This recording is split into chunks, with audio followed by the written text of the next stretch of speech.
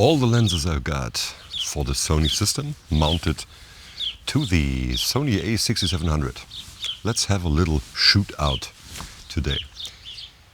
Now it's summer again for 2 days, and I have to fill the gap so that you can see what the footage looks like and me chimping around about weather maybe and some other topics. But the purpose of the video is just to show you how these lenses perform on the a6700. So first we got the Sigma 60mm 1.4 wide angle on APS-C, so it's about 26mm full frame equivalent. So what do you think? And it's all in auto mode. There is no S-Log or anything. So now we are at 2.8 on the Sigma 60mm 1.4 on the a6700. What do you think? Do you like the look? We are in S-Cinetone. So just a pretty standard situation. We let the camera do its work, and this is pretty versatile. You can have a little bit of distance. You can watch your steps, because as you already know, there might be some badger duty here. I think it's pretty versatile. And now we will switch to the next lens. It's also an autofocus lens. Et voila! We got the Batis 25mm f2 at 2.8 also. I think I will leave it at 2.8, it's enough. And you see, I'm a little bit closer to you now, because this is a full frame equivalent of about 37mm, and it's still pretty versatile. And I really like the look. And I choose a kind of poppy situation, so that you can see some 3D pop maybe, or the lack of it. We will see when we watch the footage. What you may hear in the background are some girls with horses. I live on the land, and they sometimes ride along the streets here, and they come across my property, and this is what you may or may not hear. So this is the Batis 25. What do you think about this lens and about the look? Do we have some 3D pop? I guess there is, and there should be. So the next lens that we will test out is the Sanjang 35mm 1.8. Now we're even closer.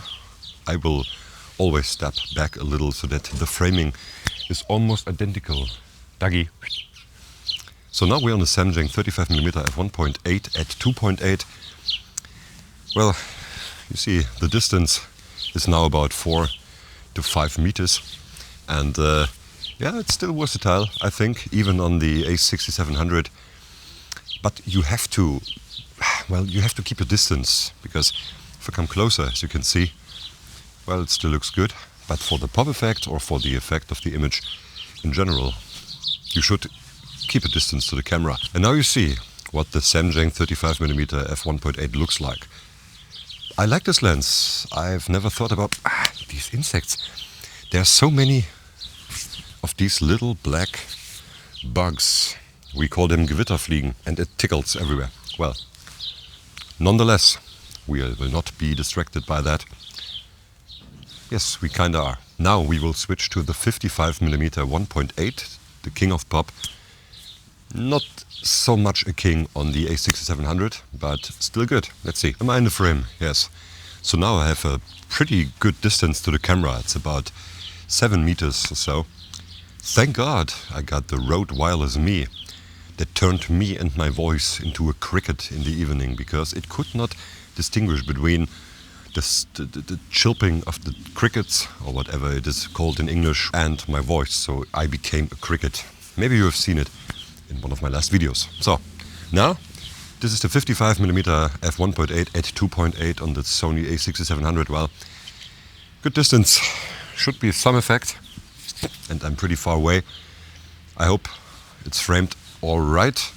I can only see myself with my red shirt. This is why I wear this red shirt today, on the small monitor, so that I have at least an idea of where to stand. Right? So I like this lens. I like it better on the A7S if the autofocus would work with this lens, which it doesn't. Here I have no problem with the autofocus. Here it's more the problem of flattening out the image of this lens. So let's check out the next one. This will be the Viltrox 85. Oh well. No, I think I'm not in this shot. Am I? I cannot tell. Oh no, I would need a telescope to see or to check if I'm in focus or not.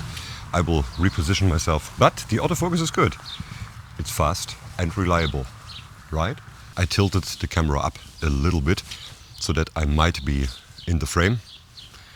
I hope I am, and I'm about maybe 10 meters away from the camera now. I can even go a little bit far off. If the camera still guides me, this is about 50 meters. It's pretty far away, but we should see a good image. And I really like the Viltrox. These bugs. I really like the Viltrox. When I first bought it, I debated selling it again or sending it back because it did not work on the A7S, but it works so good on the a6700. I do not think that is Viltrox's fault. It's just the fault of the older Sony A7S. So now by coming towards the camera, I can now see that I'm in the frame at least a little. This is the closest I would go. No. This is the closest I would go. It's about 5 meters away. 450 maybe. So this is a good shot, but I have to bend a little bit. No problem. So now we've seen 16 millimeters. It looked like that. We've seen 25 the Batis. We've seen the 35 millimeter Samyang. We've seen the Zeiss 55 millimeter f1.8. And now we see still the Viltrox. What do you think? Which lens did you like best? Well, I cannot tell. All these lenses, well, they are there for a reason, of course, and it depends on what you need.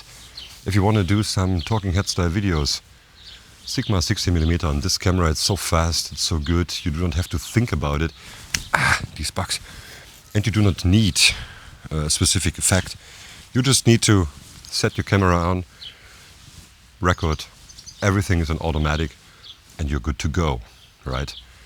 If you want a more cinematic effect, whatever the definition of that might be, then you should consider buying the Batis or even the 55 1.8. But I will see if there are some better alternatives in the 35mm range. I've got something in mind that I will check out. I also have the 25mm and 35mm TT Artisan lenses for this system, but it's always a little bit of pain in the assy to focus because I have to check all the time if I'm in focus or not. Most of the time I'm not, but if I am in focus, the look is pretty good. It's pretty good, but I already made videos about these lenses. So now that's it for this system. I will check out the footage and we will see how these lenses look. I think, well, the best look will still be the 55 or even the Batis, even though the sensor of this camera will flatten it out a little and diminish the effect of the 3D pop. But these are the lenses I have for the Sony system, and these would all work, of course, on the A7S, but not with a reliable autofocus.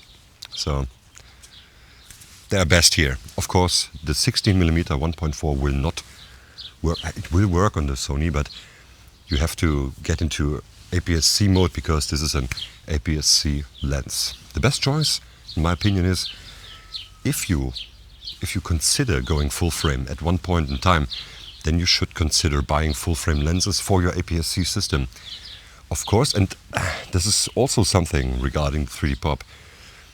It might be that the lens, if this lens has, for example, 3D pop on a full frame sensor and it is a full frame lens and you mount it to an APS-C sensor, then it could be that some of the effect will be diminished not just by the flattening sensor but also by the circle of what the camera will take from the lens.